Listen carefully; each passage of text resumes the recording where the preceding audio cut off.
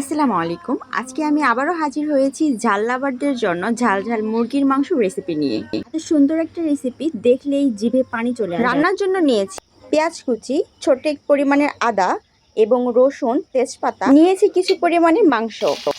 এবার আমি কড়াইয়ে তেল দিয়েছি। তেল দেওয়ার পরে এবার আমি তেলটা গরম হওয়ার পরে পেঁয়াজ দিয়ে দিলাম। পেঁয়াজটা দেওয়ার পরে কিছুক্ষণ পর নেড়ে চেড়ে এটাকে ভালোভাবে, আসলে আমি জানি না কে কেমন মাংস পছন্দ করে, কিন্তু আমার মাংস খুব পছন্দ। এবার আমি এখানে রসুন এবং ছোট্ট পরিমাণে আদা দিয়েছি। এটাতে আমি ভালোভাবে নেড়ে চেড়ে নেব। মুরগির মাংসে অনেক পরিমাণে প্রোটিন থাকে, আর যদি হয় ঝাল ঝাল মুরগির মাংস তাহলে তো কোনো কথাই নেই। এবার চলে আসি আমি রান্নাতে। এবার আমি কেটে নেওয়া কিছু ঝাল দিয়ে দিয়েছি। এবার আমি এখানে তেজপাতা, কালো এলাচ, সাদা এলাচ, দারুচিনি এবং কয়েকটা লবঙ্গ এবং কয়েকটি গোলমরিচ দিয়ে দিয়েছি। এবার এগুলো আমি অনেক ভালোভাবে নেড়ে চেড়ে নেব ততক্ষণ না পর্যন্ত এটি ব্রাউন কালার না হয়ে যাচ্ছে। রান্না করতে কার না ভালো লাগে, বিশেষ করে যদি মাংস হয় তাহলে তো কোনো কথাই নেই। মাংস রান্না করতে আমি অনেক পছন্দ করি। দেখতেই পাচ্ছেন কতটা ব্রাউন কালার হয়ে এসেছে এবং আমি আরও কিছুক্ষণ নেড়ে চেড়ে নেব।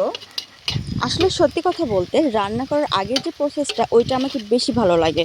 যেমন পেঁয়াজটা ভেজে নেওয়া, মাংসর মশলা কষানো, এটা আমার খুব পছন্দের। এই কারণেই রান্নার প্রতি আগ্রহটা একটু বেশি।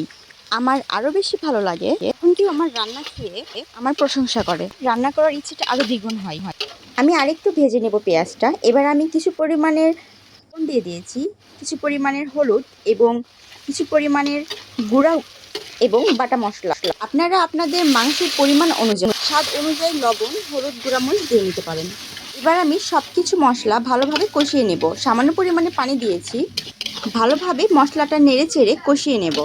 মাংসের আসল স্বাদ মশলাতেই থাকে। যত ভালোভাবে মাংস কষিয়ে নেবেন তত টেস্ট। কার কাছে কেমন মনে হয় জানি না, কিন্তু আমার কাছে মনে হয় মাংসের জন্য মশলাটা যত কালারফুল এবং যত ভালোভাবে মশলাটা বেশি এবং কষিয়ে নেওয়া হবে তত স্বাদ হবে। মশলার উপরে আসল টেস্ট। মশলা যদি ভালোভাবে না কষানো হয় বা রান্না করা ভালো না হয় তাহলে টেস্টটা আমার কাছে একটু অন্যরকম লাগে। সবসময় চেষ্টা করি আমার রান্নাটা একটু কালারফুল করতে। দেখতে পাচ্ছেন মশলাটা কষানোর পর তেল বের হয়ে এসেছে। ততক্ষণ না পর্যন্ত তেলটা বের না হয়ে আসবে ততক্ষণ পর্যন্ত ভালোভাবে কষিয়ে নিতে হবে। এবার আমি এটাতে দিয়ে দিয়েছি আমার পরিমাণ মতো কিছু মাংস। আমি অল্প পরিমাণে মাংস নিয়েছি, কারণ আমার বাসায় ফ্যামিলির সদস্য খুব কম, আমরা দুজন মানুষ, এই জন্য আমরা দুজনের জন্য রান্না এটুকু মাংসই পারফেক্ট। আপনাদের যেটুকু প্রয়োজন আপনারা সেটুকুই রান্না করতে পারেন। এবারে মাংসটা ভালো করে নেড়ে চেড়ে নিচ্ছি। আমি এখানে কোনো পানি দিব না, কারণ মাংসের থেকে পানি বের হয়ে আসবে। আমি ঢাকনা দিয়ে ঢেকে দিলাম। এটাকে আমি রেখে দিব কিছুক্ষণ, ততক্ষণ না পর্যন্ত ভেতর থেকে পানি বের না হয়ে আসতেছে। পাচ্ছেন অনেকটা পানি বের হয়েছে এবং তেলটাও বের হয়েছে। তো ভালো করে আমি এটাকে কষিয়ে নেব। কোনো রকম পানি দিব না। যেটুকু পানি মাংসের ছিল ওটুকু বের হয়ে আসবে এবং সেটার মধ্যেই কষাতে হবে। আসলে আমি সেভাবে গুছিয়ে কথা বলতে পারি না, তারপরেও চেষ্টা করছি ভালো করে কথা বলার পর। তারপরে যদি আমার কথার মধ্যে কোনো ভুল হয়ে থাকে তাহলে প্লিজ কমেন্টে জানাবেন। আমি খুব সহজে আমার ভুলটা শুধরে নিতে পারবো। সেই রান্নায় আমি ভালোভাবে মাংসটা কষিয়ে নিচ্ছি। দেখতেই পারছেন কতটা তেল এবং পানি বের হয়ে এসেছে। এটাতে আমি ভালোভাবে কষিয়ে নেব যতক্ষণ না পর্যন্ত পানিটা কমে যাচ্ছে। মাংস কষানোর উপরে নির্ভর করে মাংসটা কত স্বাদের হবে। ভালোভাবে আপনি মাংসটা কষাবেন তত মাংসের স্বাদটা বেড়ে যাবে। আমি ভালো করে আবারও নেড়ে চেড়ে নিচ্ছি যেন নিচে কোনোভাবে লেগে না যায়। এটাতেই মাংসটা অনেক ভালোভাবে সেদ্ধ হয়ে যাবে, এক্সট্রা কোনো পানি দেওয়ার প্রয়োজন পড়বে না। আমি পানি না দিয়েই অনেক ভালোভাবে এটাতে কষিয়ে নিচ্ছি। বিশ্বাস করুন এটুকুতে আমার খুব খেতে ইচ্ছা করছে।